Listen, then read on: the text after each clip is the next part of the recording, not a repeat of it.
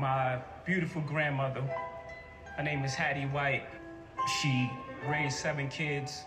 On top of that, her kids had kids, and we all was raised in the same house, one household. I asked her, I said, how much money did you make? And she made $20 a week. And she said, no, but it was fine. You could do a lot with $20 in those days. And with that sort of attitude, that's where I grew up. I grew up believing I could do anything, I could accomplish anything because of those strong women in my house. I feel like I'm a representative for like a whole bunch of people out there, you know, who don't have this form, who may, you know, talk eloquently, but they don't know how to put it in rhyme form. Right. All I'm doing is taking their words and their conversation, the conversation that I'm having every day, and just putting it in the rhyme form, and just, I'm that voice, I'm that cry from the ghetto. And I know what I didn't want, I know what I wanted. I wanted full control over my music, you know what I mean? Okay. Right. So you're on the publishing rights? Everything. Try to own as much of yourself as possible, you know? I mean, I know times is hard, you know, cats gotta sell that publishing to eat out. You know what I mean? Because the royalty checks take so long to come. All right. But, you know, try to own as much of yourself as possible, you know? Because it's gonna pay off in the long run. We decided, you know, I mean, why do all this work, put all this work in it, and just give all this money to these major companies when we could do it ourselves? Well, we need is distribution, and we're working on that now. We're gonna find a way around that distribution. The record company was becoming successful, and we believed we could do anything at that point. He was like, well, they wouldn't give us a record deal. We started a record label. They won't give us a clothing deal. Let's start a clothing line. Just thought I had a responsibility to the culture to show it in a different light, that we can ascend the executive levels. And because who better to coach the players than the people who played the game?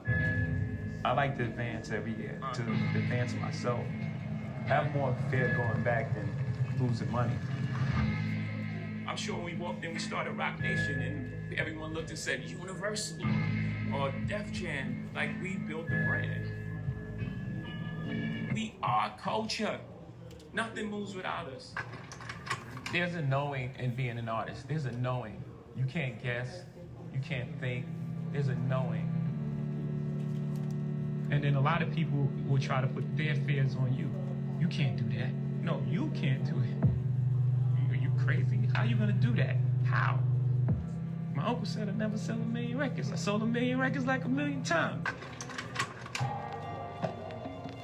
You know, you get to a point in your life when you like really focus on what's important.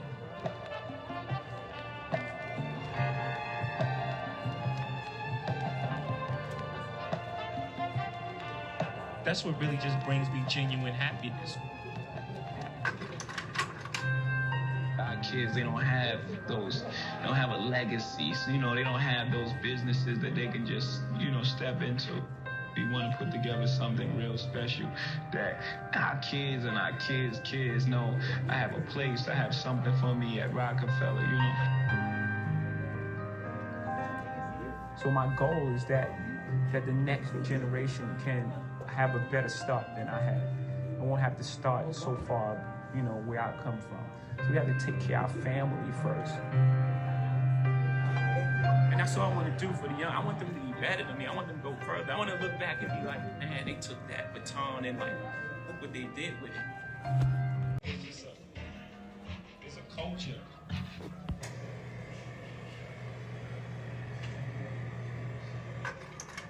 Selective. Therefore, you must select this. Correct is my objective. The most effective. Literally direct. Objectively perfected.